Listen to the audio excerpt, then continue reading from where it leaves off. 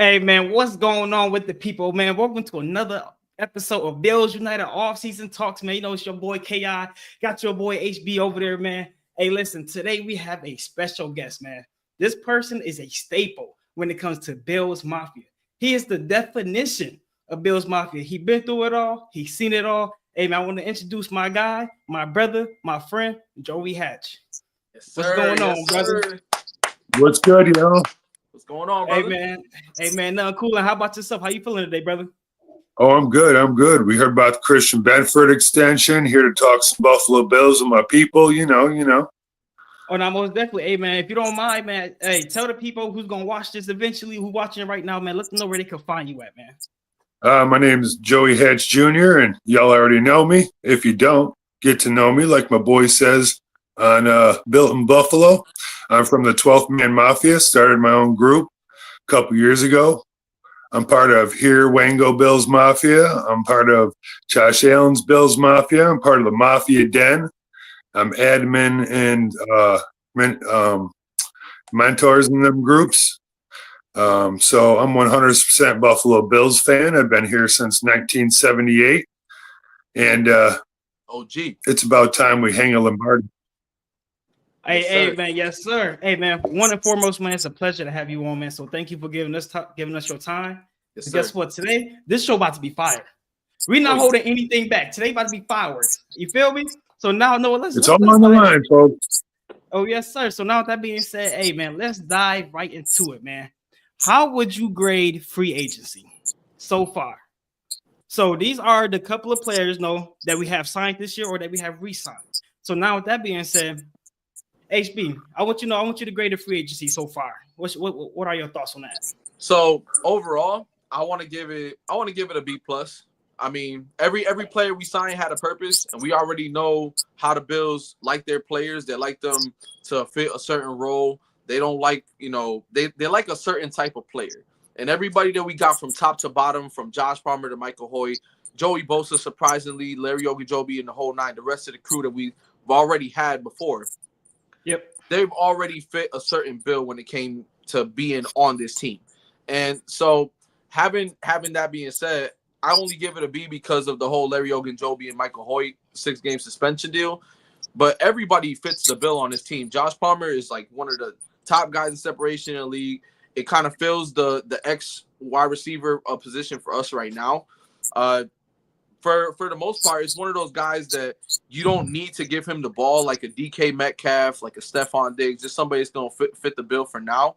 And having a quarterback like Josh Allen, he's going to have the opportunity to be able to get the ball and get the separation that he needed the year before. So, and it's not too much pressure because we got a good run game, regardless of the situation we have with James Cook. So I feel like right now I give it a B plus. B plus overall? Yeah. And what about you, Joey Hatch? Well, how would you grade the free agency so far?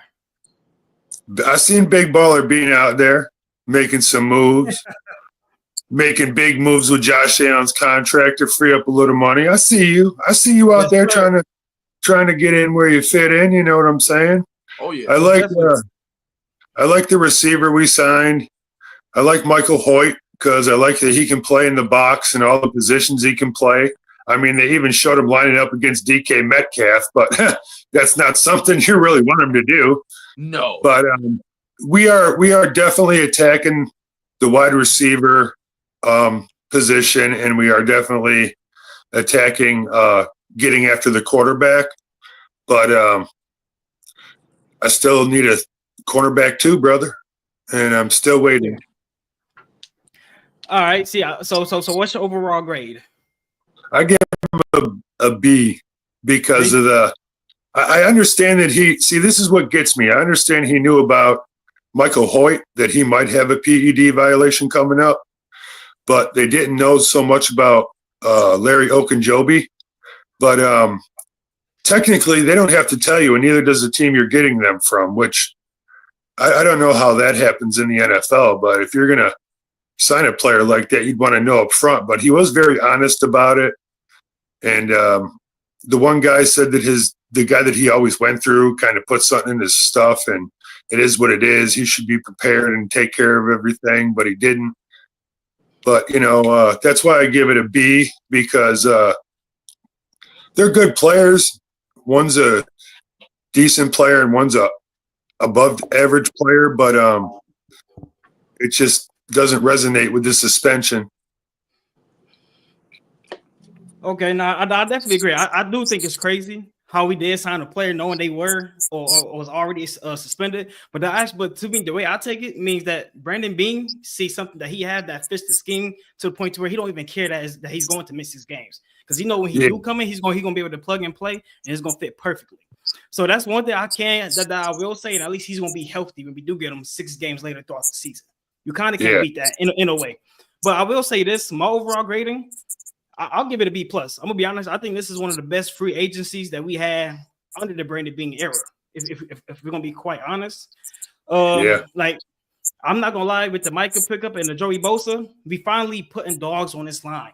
We are finally beefing up this line, and that's been one of my biggest things. One of my biggest problems I have with this team, that there's no dogs. We play soft. We play little. They don't play hard every play. But the people that we got now, they coming to kill.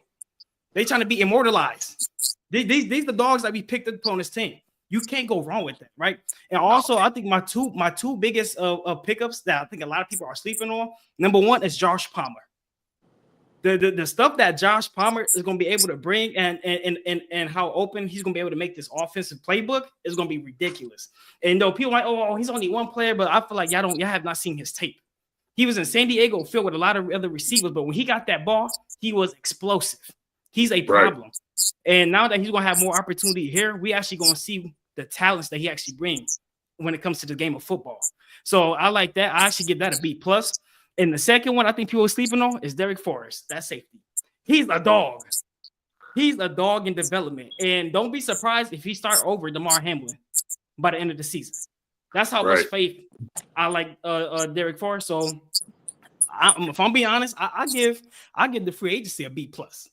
That's what I think. And hopefully we could get the job done and during the draft, and that B plus could turn to an A. So, all right. So I like y'all grading. So now let's. What about this? What about this, gentlemen?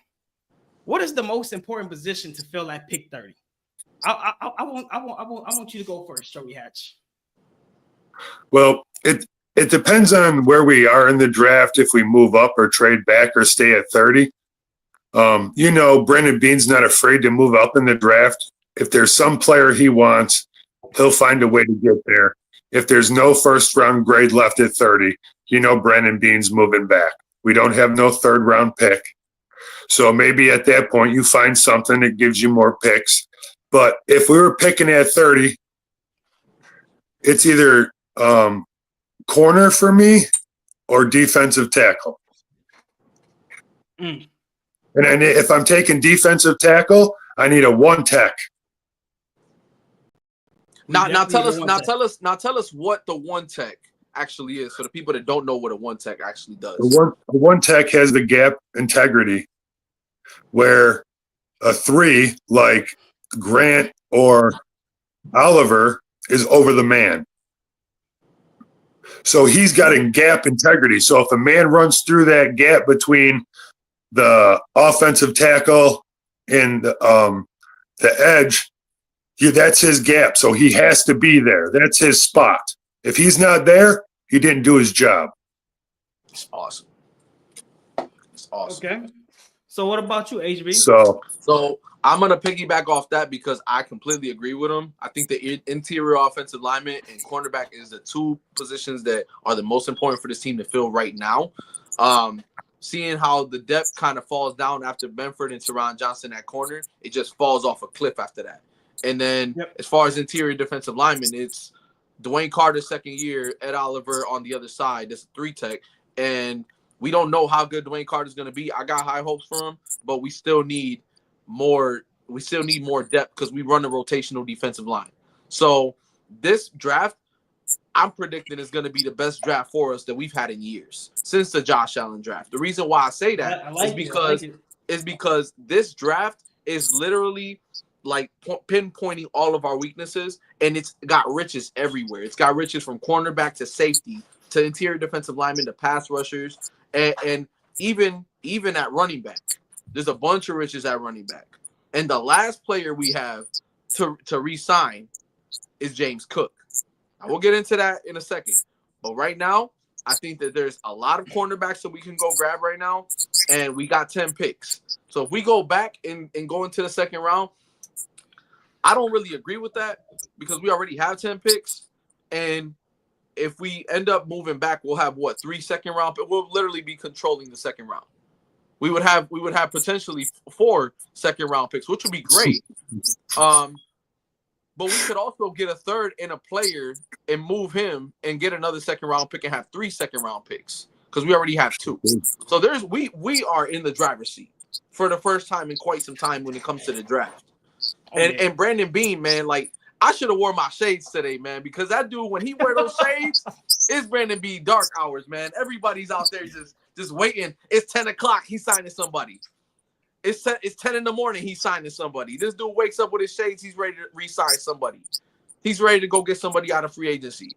Like I'm waiting literally on a random day. He's dropping like Kendrick's dropping on a Tuesday. We're re-signing guys on a random day. On a Saturday morning, we're getting guys like Benford re-signed. Like it's getting to the point now where it's unpredictable, and it's perfect. But right now, the 2 positions that we're gonna go for in this draft, I can piggyback is corner and defensive tackle, and there's a lot of players to go grab. All right, I guess this is the first time that I think we agree with everybody on the same thing. Because one and foremost, at least in my opinion, I think the cornerback position is way more important than the defensive line when it comes to the draft. Because there are a lot of defensive linemen, but there aren't a lot of corners. And one thing we know about corners, when there's a run for cornerbacks, they're gone. They fly. And I think that's why I think with the 30th pick, we should go corner first. I'm gonna be upset if we go anything else. I'm gonna be honest. And the last time we took a corner in the first round, it was number 27. And it came to be one of the premier cornerbacks in the league, Tre'Davious White, sir. And it is a Brandon Beane pick. Yes, sir. And also, too, I know people talk about, well, what about Kaya Elam? But Kaya Elam, that's because Brandon Beane picked the best player off the list that he thought because our cornerback was taken. The Chiefs went up and took McDuffie. Yes. He was going for McDuffie. The Chiefs took him because the Chiefs took him. Brandon Beane, he actually said it that he got a little nervous and he basically went to go pick somebody who wasn't really on his radar because the run for cornerbacks was happening. And this is why we should not move out the first round. And if anything, I can see us moving up because we got 10 picks. And guess what? 3 of them picks, probably 4 of them picks, not even gonna make the team. So you give them up, and you go get your cornerback. So that's what I'm predicting. I'm predicting we actually moving up, and we're not gonna pick at 30 because I don't think Brandon Beane gonna make that same mistake for letting another team move up and take our guy, especially when we don't have many holes to fill like we used to in the past few years. So that's what I see. We're gonna get our cornerback. I hope it's Trey Amos, but I know a lot of people saying Maxwell Harrison. But hey, that's what I think. My boy we'll drop our predictions later, before the draft. We'll have some things to talk about then. But when it comes to Kyrie Elam, just real quick, he was not a scheme fit. So for those people who say he was like trash, he was, but it's because he did not fit the scheme, and they tried to force that on for years. And even when they tried to change the philosophy, he still wasn't good. He still didn't recover. And I don't know if it was a confidence thing or if it was like, I don't know what it was, but he just never developed into the player that he should have been. So how do you take a corner in the first round after Trent McDuffie got stolen from you? And then he is a man-to-man corner, knows nothing about zone, and you still take him. It's just like the Ariza thing. I understand he had some problems with the court and stuff, but it seems like once a year we have some debacle where everyone's like, oh, that's a bad pick. Or are you seriously trading with the Kansas City Chiefs? So I'm hoping that this year we don't have one of those moments and Brandon Beane's like, pow, pow, pow, pow, with the draft picks. Because that's what you need. You need them picks this year. Everything matters. They got to be dogs like trying to eat your face off on the line, dog. That's what we need. We gotta That's hand what out gets you these. titles. We gotta hand out these collars right here, man. 'Cause we need some dogs on this team, man. I ain't got We need tags. dogs. I ain't got We need to tags. hand out these collars, man. I'm trying to tell you. Man. Like, we don't have nobody on this team. We need somebody to step up. So whoever's watching, whoever got a hold of somebody that's playing on that team, we need some real dogs on this team. And we haven't had one in a long time. Oh, and no. I know we got a lot of guys. We got a lot of guys that got swag on the team. But obviously we run a blue collar program. We got Sean McDermott running it. But and that's another thing that we have to take into account when it comes to who we're gonna take at 30. Or if we're gonna move into the second round and go that route. We have to like go into the analysis thinking, does he fit the bill? Is he one of those guys that you could coach? Because I like some guys in the draft that I'm like, man, he a dog, but can we take him and is he gonna fit the scheme and is he gonna be coachable? Because there's a lot of dogs at corner. But are they gonna stay out of trouble? Are they gonna be able to fit the scheme? Are they gonna be okay being rotational? There's a lot of questions, a lot of good questions to answer on that. No, definitely agree. And I'm about to say also too, like just in case a lot of people don't know, zone is the hardest defense to learn when it comes to football. Yeah. Regardless if it's an amateur level, a college level, or a pro level. If you have not been taught zone growing up, imagine trying to learn it on a professional level. And I thought that was Kyer Elam problem. He was never taught so trying to introduce it 9 times out of 10 it's not gonna work. It's like taking a kid out of college and throwing him into the NFL and saying, here, learn zone. You're a man-to-man corner. He's going to be lost because he has no instincts and no ball reaction because he's a man-to-man corner, physical man-to-man corner. Literally. Yep.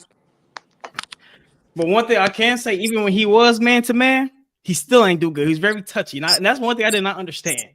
And I'm actually surprised that, like, I mean, I'm not surprised you got rid of him. Obviously, he was, but the fact that now that we have a man-to-man cornerback coach, I'm surprised they ain't try to work with him a little bit because he probably could have helped him a little bit more. But what was you? Hold on. I'm on you on that.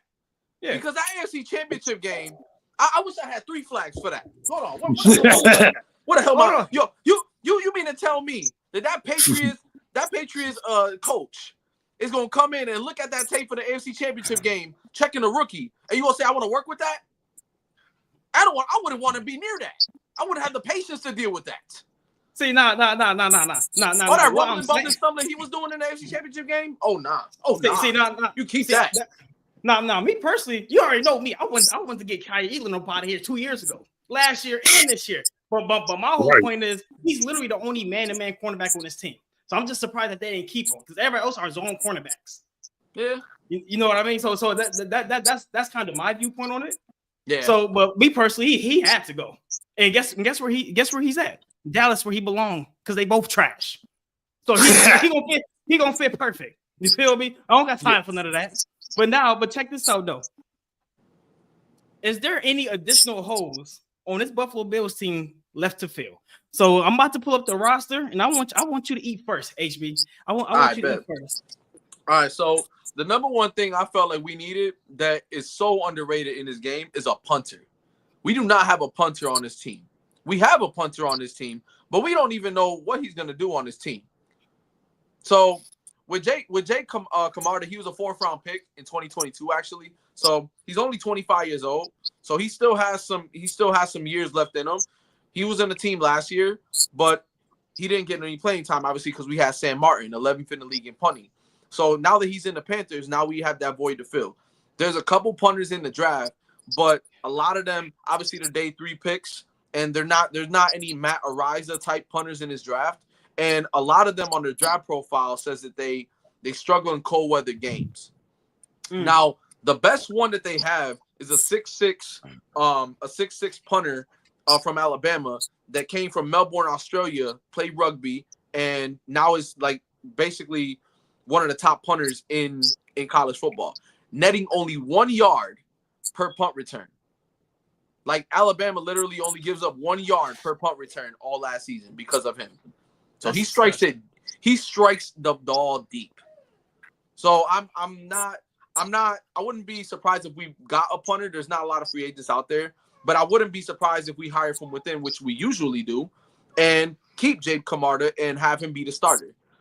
I feel like having a new special teams coordinator now, he'll be able to inspect that a little better, and having his resume the way it is, he's worked with a lot of Pro Bowlers on special teams. We already have Laviska Shenault, and we have Brandon Constant at kick return and / punt return. So I feel like he's gonna have a lot of that say in who's he's gonna keep, and so that I feel like that's probably our biggest hole outside of inside linebacker. Terrell Bernard only having one inside linebacker, I think that's blasphemous. But we run a nickel defense, so when you look at the depth chart, it's very deceiving. This is not 2010 where you have 3 middle linebackers. You have one inside linebacker and 2 outside linebackers, and then you have more pass rush specialists. There's a lot of meat on the bone on this team.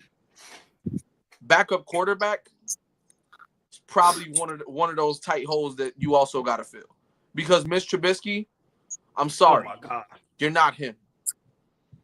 I'm sorry. I would trade him for a day 2 pick, day 3 pick, something, and put him in a package or something, because we already re-signed Mike White. Shane Buechele was a practice squad player we got from KC to be able to get scout work from him, and he plays his role, so you're never going to see him on Sundays. Josh Allen's obviously reigning MVP. He's going to be our guy. But Mitch Trubisky, I'm sorry. You're not him. You got to go. You got to go. I'm sorry. That's it for me, brother. How about you? How you feeling, man? So I'm going to be honest. I'm going to go wide receiver since we're right here. And when I actually looked at this, I was actually surprised, because outside of Joshua Palmer, Khalil Shakir, and Keon Coleman, do we know what we get out of Curtis Samuel on a daily basis? No. What about Tyrell Shavers? No. I don't even know who Jalen Virgil is. I'm gonna be honest. I don't know who that is. We got KJ Hamler. You're gonna know him. You're gonna know him in preseason. That's what you're gonna know him. I was say I don't even know who he is. Then on top of that, I can't pronounce Lavaska. So not yes, like Laviska Shenault. Outside of that, we literally have only 2 wide receivers on this team, if y'all want to be honest. And Keon Coleman, the reason why I'm not counting him, because this is his second year in development, and we don't know what he's gonna bring yet. Okay. We only seen very little spurts of him in the first season. Season 1, he got hurt, and when he came back, he couldn't really fit the scheme no more, because we don't know how to win without him. So I'm pretty interested to see how he's gonna develop. So I think we need to get a wide receiver. We need to get another wide receiver. That's number 1. Just not in the first round, please. Just not in the first round. Oh no, I will crash out. That's all I have to say. That's my piece. That's all I did. Please, no first rounds, please. No, number 2, middle linebacker. And like you say, I know we play a lot of nickel and all that, but if Terrell Bernard goes down, who do we have to replace him? Let's be honest. Who gonna be able to take that role? We need to drop him a linebacker. Baylon Spector, He better not be on this team during the start of the season. He better not be on this team. He's one of the sorriest linebackers I've seen in my life. He's terrible. He's terrible. I'm just keeping it a buck, y'all. He's terrible. He's garbage. But anyway, I like Joe Andreessen. A lot of people sleeping on him, but I think we need a linebacker. We probably need 2, because I don't see Baylon Spector making this roster again this year. I truly don't. So I say we definitely need another 2 linebackers. Cornerback. Oh, cornerback. Y'all already know. And wait till we get to next. I'm gonna save that, because I'm about to cook. I got some bone to pick with that. But other than that, I'll say linebacker, cornerback, and receiver is our biggest holes that we need to fill. What about you? Joey Hatch? I need a CB2 right off the bat, because besides Christian Benford, tell me anyone in that back 7 that holds water. I'm sorry for everybody. Rap. You play decent, bro. You tackle a couple times. You got a shoulder injury once a year, a stinger. That's a Micah Hyde thing all over again. Then we got, number 3, DeMar Hamlin, who came back. He's got a great story, but let's be honest. He had the most tackles on the team last year. That means they're blowing through our front 4 and our linebackers. Because if that wasn't the case, our safety wouldn't be the one leading in tackling. So I need a CB2. I need a one-tech defensive tackle, not a 3, not a 4, then an Ed Oliver, a 1-tech. Gap integrity, take care of that spot. We are not set at safety. I don't even know if I see the 2 guys that started this year starting next year. I see Forrest and Cole starting unless we somehow bring somebody in. And I still think we need another edge rusher because with Joey Bosa, I love the signing. It was great. They gave Brandon Beane a great grade. Great grade. That's great. You got to wrap this man in bubble wrap physically all year long until the playoffs.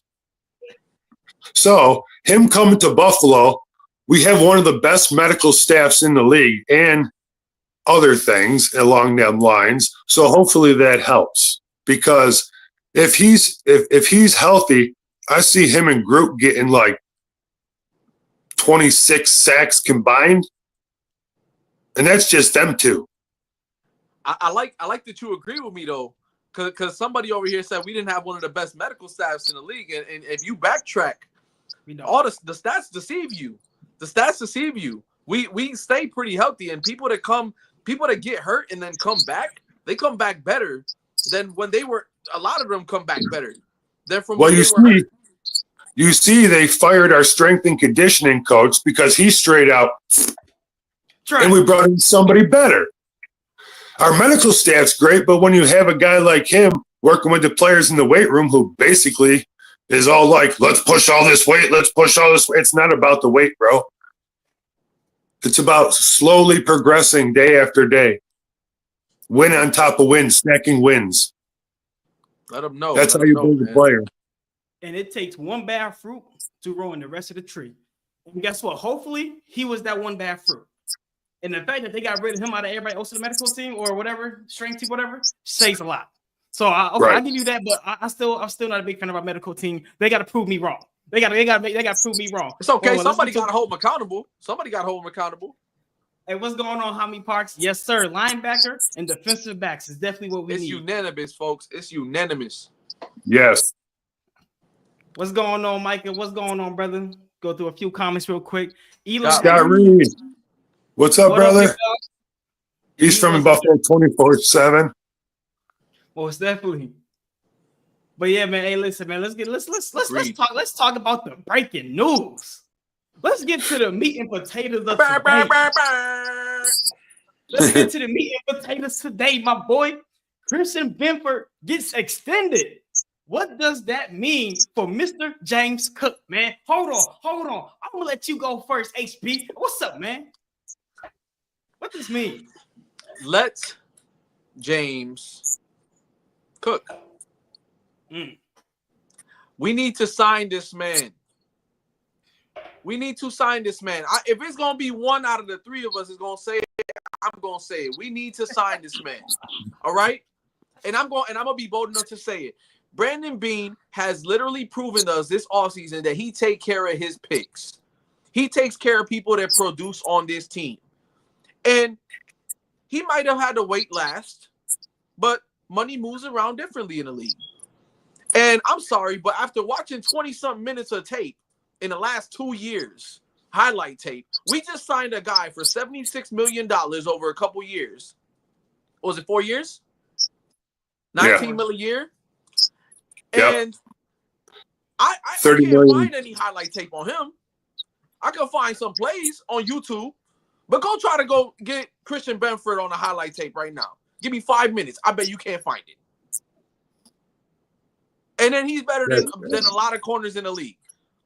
No, you're on the field maybe 5 times a game. You're on the field 5 times a game because our possession time is up, which is why you had great stats. We don't make superstars over here. We have good developed players. Not saying he's a bad player, but if you're going to sign somebody for that much money over 4 years, a guy that literally has a half hour worth of highlight tape that could show you why he's him, you better go find a way to sign him.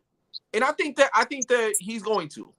I think that he's a man of his word. He seems like one of those humble guys that he's going to say he's worth this much money, but he knows what his market is.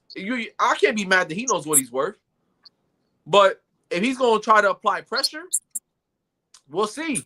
We'll see. I don't deceive him. I don't perceive him to be that way. I don't perceive him to be the guy who's like, I'm gonna hold out. He clearly said he wasn't gonna hold out. So I don't think it means that he's not gonna get signed. I think that they're gonna have to work a way around to get him re-signed with the Bills. So what does that mean for James Cook though? So what do you think? I think he's gonna get re-signed. So do you think he's gonna get re-signed at the end of the next season, or do you want to sign him again before the beginning of this season? I think that he needs to get signed before the draft. They need to find a way to sign him before the draft. If mark my words, and you could clip this, if he does not get signed before the draft, that man is gone. I think it's gonna be the Giants. I think the Giants need a running back. They got Russell Wilson. We already talked about this. He's the bridge quarterback because they're gonna go get Archie. They need another Manning to be in there. They're going to get Malik Neighbors. They can get a day 2 pick with James Cook. You give us their second round pick, we go get a running back. And then we got Ray Davis, another rookie running back. But why would you want to start over? Why would you want to start over? We literally just got out of the AFC Championship game. So you run the risk of coming back and getting another rookie with a great offensive line. Don't get me wrong. Well, how many teams do you know go get rookie running backs, go to the Super Bowl the very next year? What are we doing? We want to get a ring, but we want to keep starting over? Man, you better go sign that man and stop playing around. That's all I'm saying. Valid points. I'm not going to lie to you. Valid points. Well, what about you, Joey Hatch? What's your thoughts on this situation? Christian Benford, 4 years. Total value, $76 million. Average salary per year, $19 million. $30 million guaranteed. Look at the last number on the thing is 30 million guaranteed, not 76. Okay. So I love this. There's a hometown discount because he could have got way more than this probably. This is a man who was drafted the same year Kyer Elam was. And Kyer Elam was a first-round draft pick, and he was a 6th. And Kyer was going to take the spot. Well, guess what? Number 6 pick in the league stepped up and took your job, buddy. And he's been dog ever since. If we have any dogs on this team, that's one of them. Okay? So I'm happy with the money. And I think because it's only $30 million guaranteed, that leaves room for James Cook to be signed. I do not think he will be signed for $15 million. And if he will not come up off that number, Mr. I want $60 million over 4 years, you would look good at any other team if I can get a number 1 pick in the teens and take Harrison or his partner, or Henderson or his partner out of Ohio State, because there will be no drop-offs. Quinshon Judkins, or yes, sir. We could take the guy from Boise State who's built like a brick, you know what house. Because I'll tell you what, run up on that man in a dark alley and try to knock him down. Facts. Yeah. So if we, like he said, I feel kind of if we don't sign James Cook by the time the draft comes around, either he will have to wait till next season or he will be gone somewhere in a package for a player and a draft pick or a big draft pick or maybe a slew of them. See, I'm going to be honest. I was the big advocate. Throughout the past few weeks, I was saying Christian Benford is will get extended and paid for James Cook because it is harder to replace a cornerback than it is to replace a running back. Our offense is very easy to plug and play. If we now check this out, right? I know a lot of Bills fans are upset. Well, how can you draft? I mean, how can you pay Benford before James Cook? I am sick of you James Cook nut huggers. Get off his sack. He's not like that. He's good. He's not worth $15 million, but he's good. I'm not taking that from him. But what y'all are telling me and what y'all are saying to me and on all these Bills websites is blasphemy. Because at the end of the day, if we did not re-sign Christian Benford, he would have been out of our pay grade next year. Because he's been a top 10 cornerback these past 2 years. And now check this out. If we will never pay Christian Benford, tell me who do we have to back him up? Who do we have right now that will start behind Christian Benford? But guess what? Nobody. But guess what? Behind James Cook, we got Ray Davis. Is he a dog, y'all? Agree or disagree? Dog. Ty Johnson, is he a dog? Agree or disagree? Yeah. We got dogs to back up James Cook if we do miss him. What dogs do we got to back up Christian Benford? And y'all want to get mad at Elam? Imagine having a team full of Elams the whole damn season. Stop playing with me. Dude, I'm sick of y'all talking about James Cook. Yeah, he should have been signed over Christian Benford. No, because Christian Benford is more important. Because guess what? When we went to the 2020 AFC Championship with Devin Singletary, right? We didn't have a good run game, but guess what? We still made it. And guess what? Each year when we lose in the playoffs, it's because of what? Defense. Last year we got cooked because of who? Elam. And guess who went out? Christian Benford. And when Christian Benford was playing, he was locking down Xavier Worthy. Yep. He had him on shackles all game. He had him strapped before he had a concussion. We would have got rid of Christian Benford. We'd be right back at ground zero 2 years ago, looking for two quarterbacks instead of one. And we all saw what happened when they put in Elam for him. They were eating us up over on that side because they had Cole Bishop, they had Cole, a rookie, out at safety, and they had him on the corner guarding the receiver. And he was killing us, dude. He was killing us. Bro, I see. When Elam was checking Xavier Worthy, Elam over here. Xavier Worthy, 10, 15 yards of separation. It is harder to replace a cornerback than it is to replace a running back because running backs are a dime of a dozen. To find a good cornerback that fits your scheme is like finding a needle in a haystack.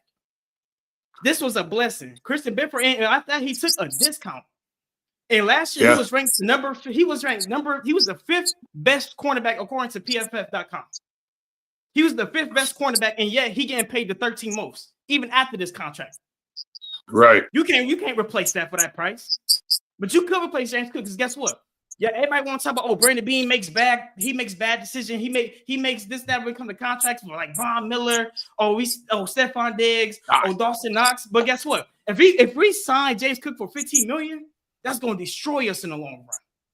It's going to destroy us if we sign him for $15 million a year like he won't. That's another bad contract. So you think it's going to destroy us? Who else do we have to re-sign on this team after James Cook to be a solidified team? No one. Nobody else now. We're not going to get destroyed because he's the last piece to the puzzle. We already have our offensive linemen are set for the next 4 or 5 years. Our wide receivers are all young and all got signed. Curtis Samuel, we're going to see him after the turf toe. We're going to see him for the next 3 years. Keon Coleman year 2 is going to be improving, and he's got a chip on his shoulder because he developed, and then he got hurt, and then he fell off a cliff, and he couldn't find his way back in. Jordan Palmer, or what was his name? Palmer? Joshua Palmer.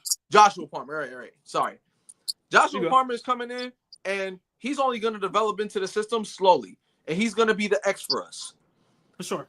So we're all set on offense. Ray Davis is a rookie, and Ty Johnson just got re-signed. Reggie Gilliam, Weapon X, just got re-signed again. So he's the last one. Josh Allen got the new contract, and they gave all the money to him because he knows that he's going to be able to flex that for the next couple of years. He doesn't need that money.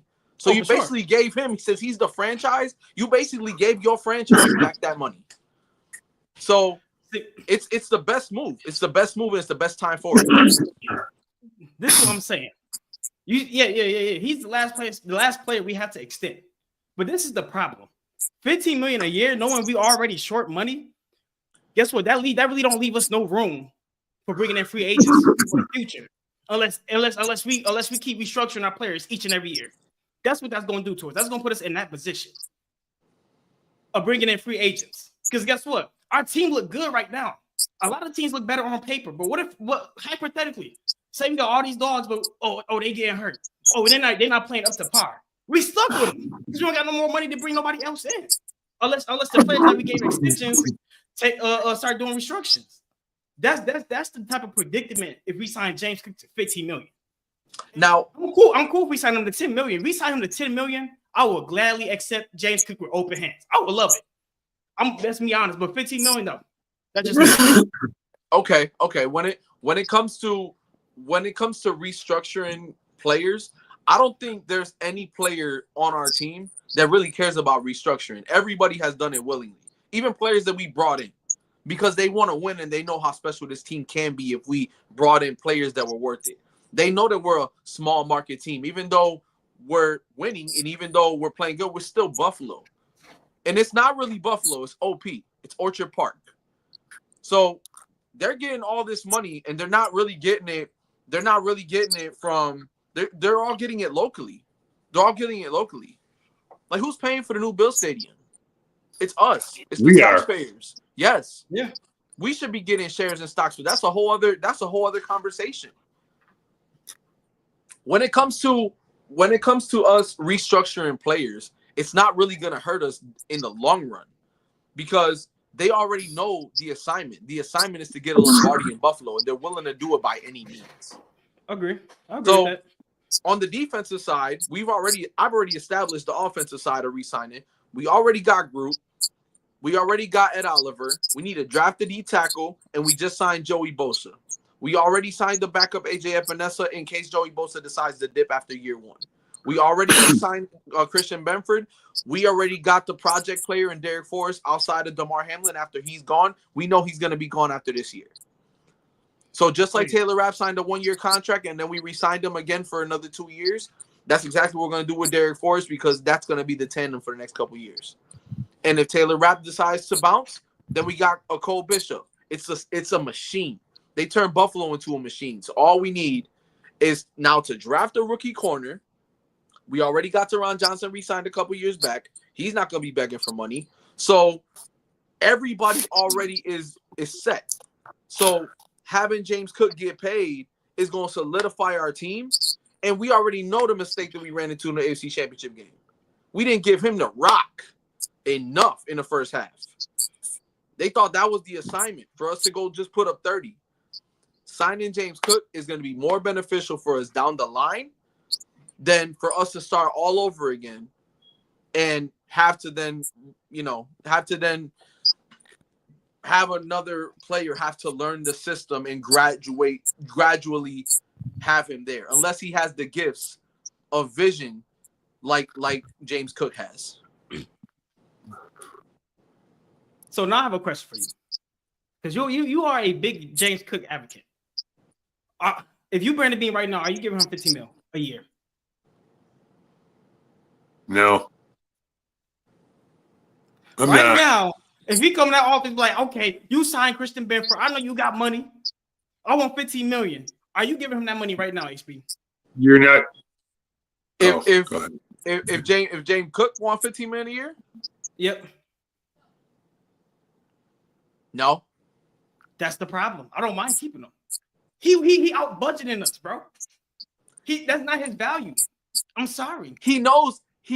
Okay. So again, I'm gonna say this again. In business, you're gonna always say, I want this much per hour. I want this much a year. And if I'm willing to meet you somewhere close to that, of the 11-10 range, then you say, you know what? I'll take that. That's worth it. Because the running back market, I'm not paying you like more or on par with Saquon. I'm not doing that. Oh, no. I'm not paying you. I'm not paying you just over Derrick Henry if Derrick Henry had more touchdowns than you or more yards than you, and he's older than you. And he's slower than you. They're a unit over there. They run the same type of offense we run. Run it up the gut, and that's it. That's our definition. And we do it by the dozen because we got different attributes at running back. Again, we have people to fill, but it's not James Cook. You turn on the tape, bro. I'm telling you, James Cook is a difference maker on his team. He is special, and we need him. And he needs to know that. It's kind of funny that they were talking to some NBA stars in the league and said that the guy was like, "Oh, I'm going to make $15 million over 2 years. He's a running back in the NFL." And the guy said, "Are you serious?" He said, "Yeah." He said, "I have 5-10 guys on my sideline that don't even play that make $15 million a season." Running back position is like the kicker position. You're lucky if you get $3 million a year, bro. And when I was growing up, they were the ones getting paid. It is now a passing league, but Buffalo has the ground and pound. And usually we have the air attack, but our receiving core isn't where it should be. I'm glad we got Joshua Palmer, and that helps us open up because he was 1-10 in separation, and Amari Cooper was next at 61. I definitely agree. See, and also too, I have an interesting comment, but it's on Instagram, but it's not popping up on our news feed or comment feed for whatever reason. So I'm just reading it out loud. All right. Yeah. From Gift of God, right? 144. He said if Cook wasn't taking out the game in red zone for Josh to score push touchdowns for the MVP, he definitely would have been worth the $15 million.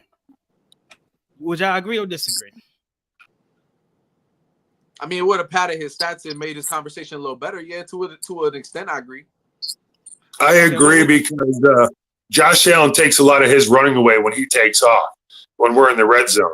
Because if we did it like normal teams, James Cook would get them touches, and he could have had 25 touchdowns this season. Mm-hmm. I definitely agree. But he's not an every down back. That's why he doesn't always get the touchdown. Sometimes they put somebody else in because he's not a 3-down back. No. Oh no, he's not. And he can't block. And just for people to know, if you ever wonder why he wasn't in during the last possession against the Kansas City Chiefs to go to the Super Bowl, because he can't pass block. Yeah. They put Ray Davis and Ty Johnson. They trusted the second string running back and the third string running back more than James Cook to go to the Super Bowl because he can't pass. That tells you something. That tells you something. Yeah, I mean, I understand the fact that he can't pass block, but we would have never been in that situation. Hindsight 2020, if they would have gave him the ball more in the first half. So I think if we would have gave James Cook the ball, we were moving the chains. And if we would have ran him a lot more, we probably would have moved down the field a lot better. Because that last pass at the end, we were in a situation because they put us behind the chains because we weren't running the ball and we threw it 3 times. When if we kept running that ball, we would be right there. We'd have been right there at the end. Big time. Big time. So it's like I would love to have James. It's just you got to come off that $15 million a year. I know your brother's behind you saying, boy, you worth this. And I understand. I told my son the same thing.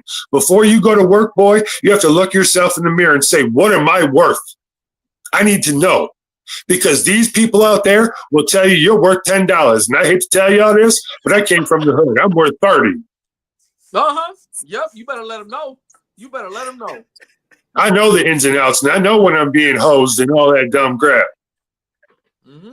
That doesn't mean I'm a bad person. I'm definitely a great person compared to what I was as a kid, thank God, for being in my life. But, you know, we all make stupid mistakes and decisions, just like Worthy getting arrested this offseason, and, Keon Coleman didn't.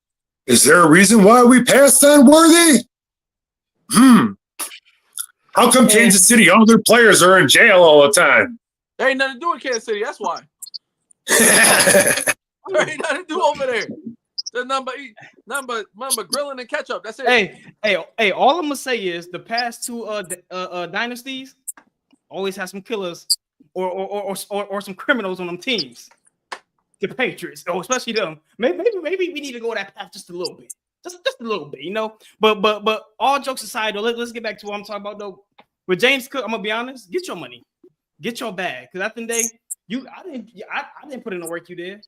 I'm gonna be honest. Right. You trained your whole life. And you know what? We may not be able to give you 15, and I won't be mad if you go somewhere and get your money. Get your money and take care of your family, your generations. But in my opinion, you just not getting in here. And I think he said New York Giants. My prediction is Denver. Denver Broncos. That's my prediction. But now, I read an article yesterday that said that James Cook has 4 landing spots, and one of them is Miami, because he would be great to pair with a chain or whatever. But I'm not trading James Cook to the Miami Dolphins, who we play twice a year. Nah. Yeah, I'm crashing. I'm taking him to the NFC. I'm taking him to the right. NFC. And right. The Vikings or something. If you want to be demanding, I'll take you where I want to take you, and that's that. Right. I ain't gonna lie. You going straight to the 49ers. Keep playing with me. Yeah. Go rebuild over there. Yeah, forget that. Hey, but now, hey, if you want. Hey, listen, man. We got this new segment that we finna introduce, man, with our boy Joey Hatch, and it's called mini games. Yes, right? sir. So I have 3 mini games for you, my brother. Right. All right. So this first game is called eliminations. Right. So I have a list of running backs all throughout the Bills' history. Right. And I'm gonna put 2 running backs against each other, and I'm gonna see at the end which running back you like the most throughout the Bills' history. Right. So the first one, James. Would you pick James Cook or LaShawn McCoy? Which one was better? LaShawn McCoy. All right. LaShawn McCoy or CJ Spiller? LaShawn McCoy. LaShawn McCoy or Marshawn Lynch? God. Beast mode or before beast mode? Oh, Lord. Beast mode. Just beast mode. Beast mode. All Marshawn Lynch. Marshawn Lynch. And I hate to say it, but the cops actually forced him out of Buffalo. That's why he left. Oh, yeah. All right. Yeah. They wouldn't leave him alone. He was too Oakland. Oh, yeah. So he should have been chilling in the West Side a little more often. That's what no. He'd have been cool over here at the time. He'd have been cool over here. All right, so Marshawn Lynch or Fred Jackson? Ooh-wee. The power runner or the juker? I got to go with Freddie Jackson, bro. Going with Freddie J? Yeah. So Fred Jackson or Devin Singletary? Fred Jackson. Fred Jackson or Willis McGahee? We waited for him to get healthy when we drafted him. He was cold. And he wanted out of here so bad. I'm staying where I was. So you staying with Fred Jackson? Yes, sir.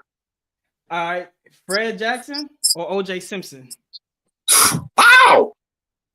Hey, I hate to tell you all this, but I saw an article the other day that said Nicole Brown Sisman is alive and she's on TV every day.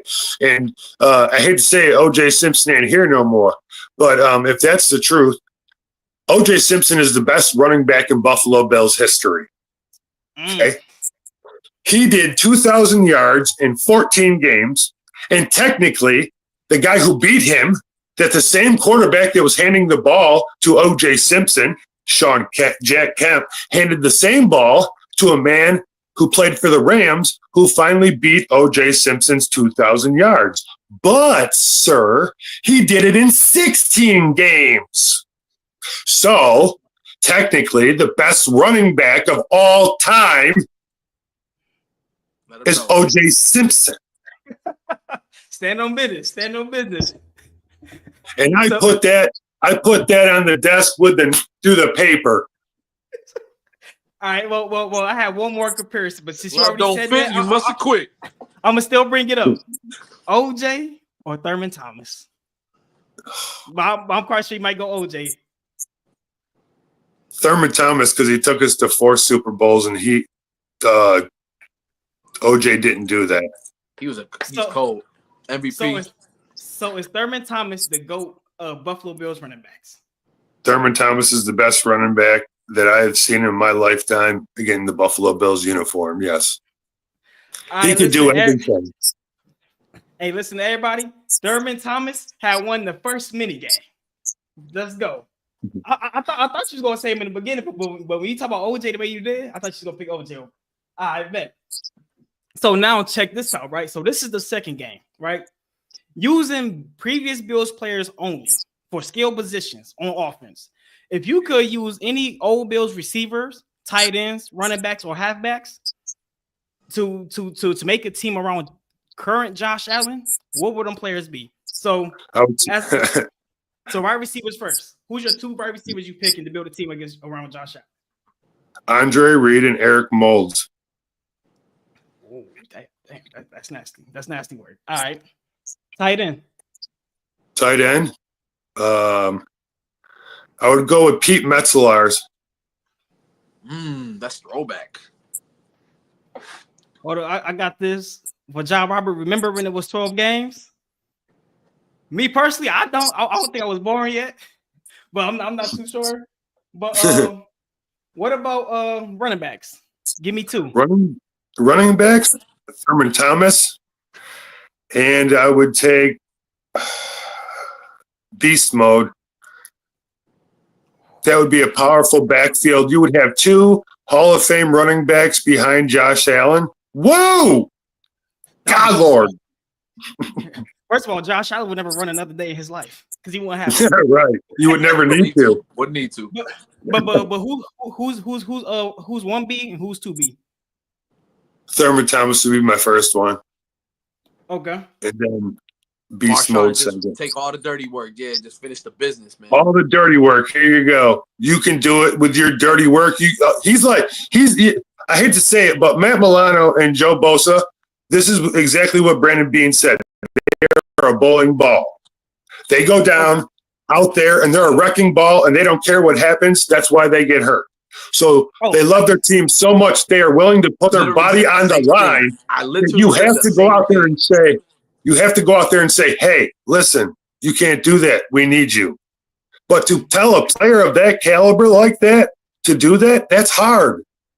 Oh, for sure. It's like telling Josh, don't throw the ball 81 yards, just throw it 10. You know he wants to go for the bomb. Josh Allen's always looking for the money ball. He is.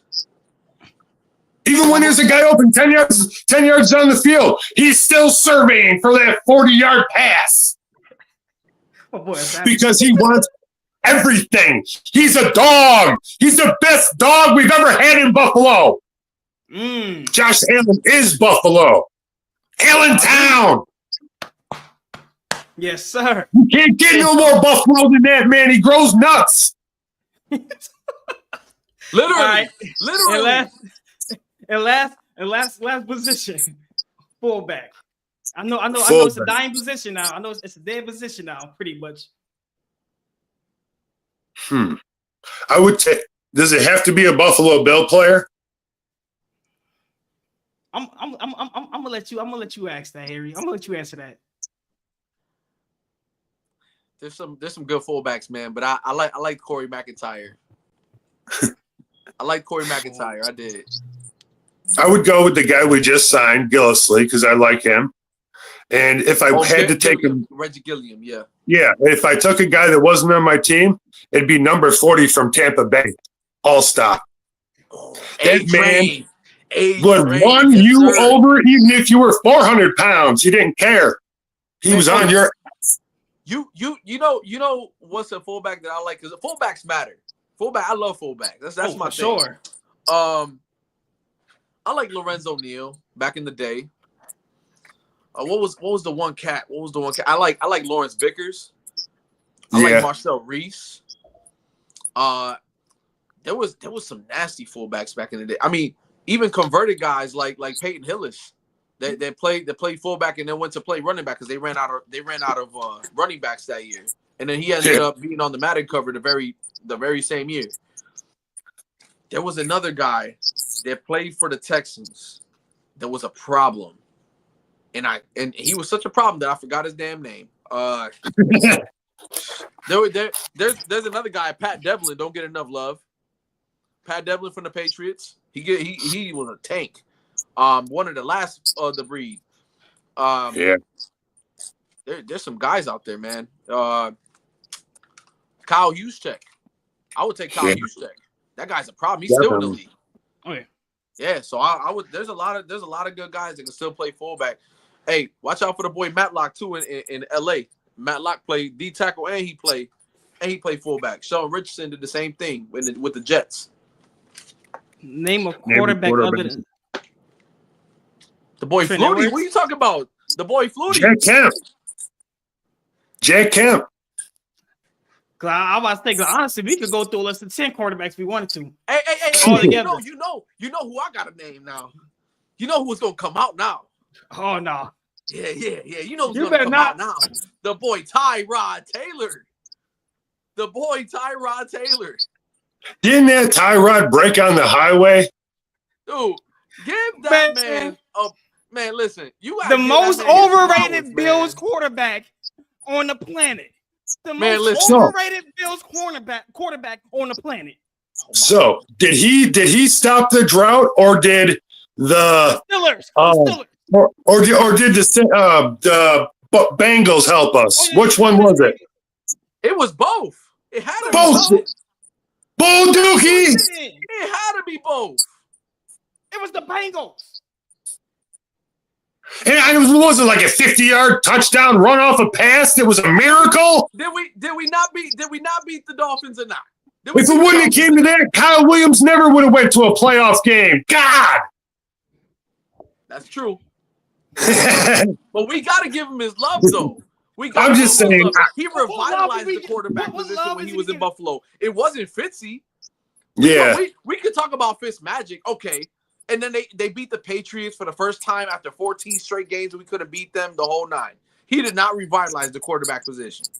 This man was throwing 30-some touchdowns. This dude was throwing 30-some touchdowns, and then he would throw 20-some picks. He was trash. Did you know he was from one of the most premier colleges in all of the land? Harvard. Oh yeah, the Ivy League. Does he look like a Harvard man to you? Nah. He looks like a Boston College man to me. If he's in that right. college guy to me. He's out there. Yeah. He's out there getting drunk during the games.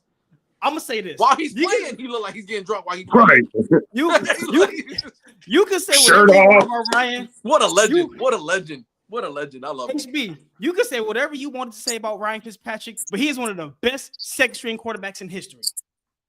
The best sixth string. Yeah. No. Second string quarterbacks. Oh, and also too. You crazy. You crazy. You don't think he's one of the best second string quarterbacks in history? You crazy? No, yeah, he is. He is. I give him that. He can start for any team. He literally did. He literally started for half the league. This man played for everywhere. He didn't play He played everywhere but the Patriots in the AFC East. This man, I thought he was gonna run the entire thing. Oh, you over here lying too? Give my man some respect. Nah, he ain't getting respect over here. My boy Jelani, shout out to my man Jelani, bro. One of the top supporters of our podcast, man. I tell you, Tyrod Taylor, bro. Y'all get Joey's blood pressure. It's all good, girl. I got that. Yo, I'm telling you, man. I don't know why you talking so big about Tyrod Taylor when we barely won 8 games with him. He was here. I got time today. You keep talking all this big stuff. Oh, he had Lamar Jackson numbers, but what did that translate to wins? We were still sorry. We were still the jokes around the league. Even one of the offenses in the league at the time. We were still one of the jokes around the league. What you talking about? We had one of the best running offenses in the league at the time. If it wasn't for Rex Ryan, he wouldn't have got started nowhere. He wouldn't have started anywhere. And look where Rex Ryan is. And look where Rex Ryan is. Yeah, fired. For making stupid decisions like that. Because he destroyed our defense. And he went from a 4-3, and then Doug Marrone got his ass up out of here. And I'm gonna say it how I'm gonna say it. He got his ass up out of here. He got the bag. And then came back. And we got Rex Ryan. Looky, here comes Cookie. And I knew it was over from there. I was so disgusted. Cookie Gilchrist? Cookie Gilchrist. You want to talk about a fullback? Yes, sir, Doug. Yes, sir, Tyrod. I can't throw over the middle Taylor because I'm scared. Yeah, that's him. I'm scared to go deep. Was it what? Whoa, he was scared to go deep? He was scared to go deep. Wait, I don't want to get an interception. Do you not remember the Marquise Goodwin touchdowns, the Greg Salas touchdowns? Have you ever heard of Greg Salas? His first 2 years, he was going deep. After that, that's all he was doing, deep, bro. No, he wasn't. That's all he was doing. That's literally all he was doing. Yo, come on now. He was tucking it deep. No, he was not, bro. Come on now. Y'all know. Quarterback. He couldn't throw outside routes. Come on now. Y'all know he was trying to go long, but he was short in stature. Yeah, he was like 6 foot, 6'1", if that. Yeah, it didn't translate over here in Buffalo. And guess what? After he left us, he been a second string the rest of his career. Stop playing. Oh yeah. He's sorry. I can tell you this much: he takes care of the ball very well. That's all he did. Pretty well. He's a man. He better not be wearing no man on the Bills podcast. You see that, man? You ain't gotta show him. It's his 60th anniversary cap, bro. 30 years, 35 years. It's a vintage cap, brother. Yes. When I die, they'll put me in a red, white, and blue casket. Let's go. When I die, better be inside a jewelry store. It's like that. Before we continue with this Tyrod Taylor, I think that needed its own separate show. Yeah, because that's gonna be a whole show by itself. Yeah, because I'm gonna be tired of you because we didn't even bring up Deshaun Jackson. Yo, blasphemous takes on Deshaun Jackson. We're gonna have fun on this podcast. We're gonna have a separate show for all the blasphemy takes he's having, especially with this Tyrod Taylor. I ain't the one, and I ain't falling for it. I ain't the one. Y'all gonna keep disrespecting my man Tyrod Taylor. Garbage, buns, potato chips. Get him out of here. Goodness. 2nd and 30, get a first down versus Tennessee, and he trash. Wow, one game out of 4 years. Stop trying to feed me that Dollar General hot dog when you know I only eat salines, bro.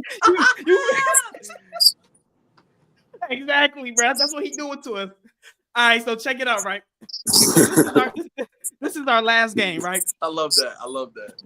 All right, this is our last little thing for the night. All right, Joey Hatch. All right, can you tell us your favorite Bills game of all time, and can you tell us your worst Bills game of all time that you recall? My favorite Bills game of all time. Me and my dad went to my first game in Orchard Park.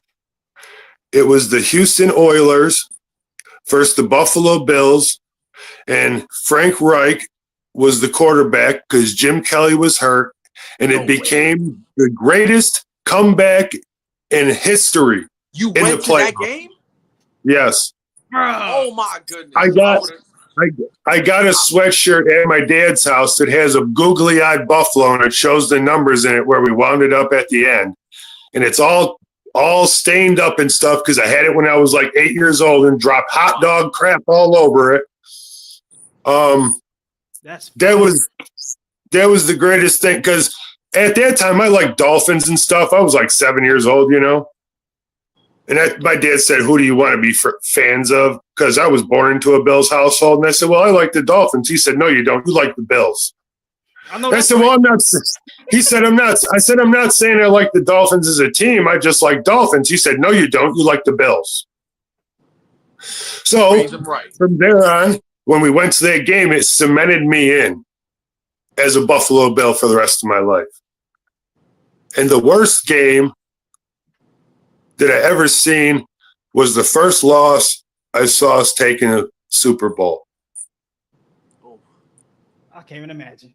Yeah. I was like 12 years old. I was like, yes, yes, yes. I was jumping around on the couch. I ripped my shirt off like I was Hulk Hogan. I called people. I was like, blah, blah, blah, blah, blah. And then we lost to a guy who they ran out of Buffalo and now sells insurance. Damn. Usually how it turns out to be. That's sad. And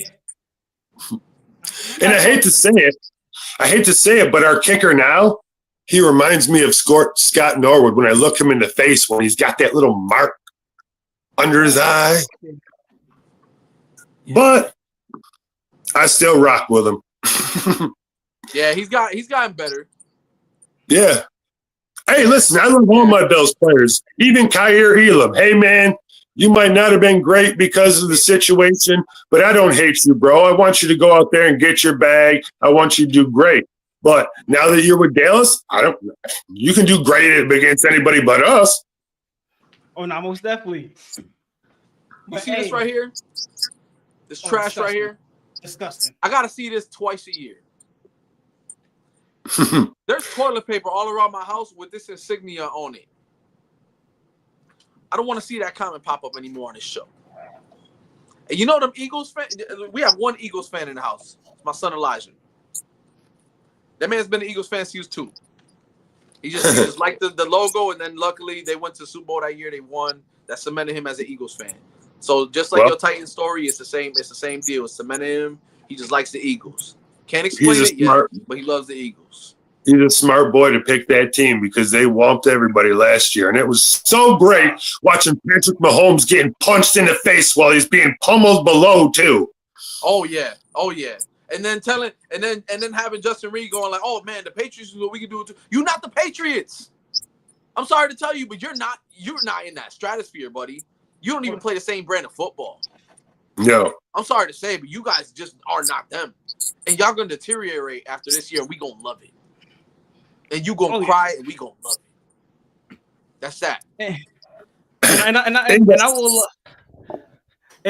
I would love to say this for all you Patriots fans out there. When we come play y'all, I need every single one. I need you, your mamas, your papas. I need all y'all to pull up in this comment section so I can send y'all where y'all belong. I'm gonna cut all y'all. I'm gonna roast y'all to death. Stop playing with me. Just remember, New England, what y'all had signed that 2 years ago. He said, you, and walked away from y'all when we whooped y'all in the playoffs. Remember that, because that's the same boy who made trouble here, who went to Texas and was there for 1 year and had a problem. And then Stephon Diggs going to walk up in New England with some nut huggers, stonewashed jeans with a red, blue, and white shirt. Tucked in like he was freaking, what the hell's that dude? Did I do that, Steve Urkel? Guess what? I'm glad you signed with them. We get to see you twice a year. And you always, I'm the best, I'm this, I'm that. We gonna slap you around when we put Benford on your ass. And then they're gonna show what Benford really can do against top-ranked contenders. Yep. And then you can stop questioning why we gave him $76 million. BTA twice a year. Right. And I can't wait. He's happy about it too. And before we end the show, let me bring up this two last comments. Off rip. The Patriots ain't going nowhere. I'll be surprised if y'all make the wild card. And y'all better pray on that because you only do win 10 games this year to make it. So, yeah, y'all are coming to next offseason. So get ready. Pull your pants up and tighten up your belt. Because we coming, and we spanking. We put on B. You better double layer. You better double, triple layer when you come in town, buddy, because this is a coming out party. We coming out. And we going to show out. And I can't wait until we have the next Patriots Bills podcast. Because we going to be here. We going to be rocking. We're going to be rocking. Y'all seen Lamar Johnson? Or we got somebody for the Patriots. Keep playing with us. Keep adding on to that fire. Keep adding on to that fire. Y'all think you're so happy because you got Stephon Diggs and Mr. I don't wear shoes. We don't care. You overpay the dude to cheat on us. It's all good. That's it. 20. What you do? 60s. You gonna link him up? You gonna link him up with Diggs? You gonna link him up with Diggs? Well, let's see how that works out. They by midseason. They told Stephon Diggs they were taking Travis. He gonna be wearing something else by midseason too. They told Stephon Diggs they were taking Travis Hunter. And then they would all be paired together. I guarantee you Travis Hunter don't make it there. Because his Dion, the coach over there said there are teams I will not let my players play for. Do you know who my wife says that they're gonna pick after this year? Derrick Henry. Derrick Henry. Mike Vrabel, come back, finish his career with the guy that pretty much put him on the map. Yeah. Plays running style football. They re-signed Ramondre Stevenson, 4-year extension. You get somebody to pair him with that plays a similar run style. He doesn't look like he's falling off anytime soon. He's only got 1 year left in Baltimore. First of all, hey, I just want to let everybody know who's a New England Patriots fan. I know y'all are excited because y'all got Drake May, and Stephon Diggs led y'all to believe that he's the second coming of Josh Allen? Well, I hate to tell all y'all this. You can kiss my wife if you think that's the case, because Josh Allen is a generational talent, and you better be happy to watch him play every time because you are witnessing brightness. New England, Buffalo, everybody. Brightness. Appreciate it. Love it. Digest it. And before we get to the last comment, I just want to add on to this Derrick Henry nonsense. Derrick Henry not going to be able to walk in 2 years because guess what? The Ravens is running this man to the ground. I think he had the most carries next to Saquon Barkley. Y'all think they running him to the ground. By the time you get him, he going to be on training wheels. So, get all hyped about Derrick Henry for 2 years. He going to be walking around with training wheels and a cane. So, go ahead. Y'all can have him 2 years. He's not him no more. They said that, he said something about he was going to get bionic legs like Forrest Gump did. So he can extend his career. All right. Well, we're going to end the show with this last comment. Ready to win a division 6 years in a row. Yes, sir. Yes, sir. It's John coming. Roberts.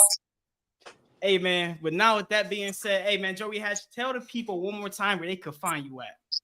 12th Man Mafia. I'm there 24 hours a day, 7 days a week.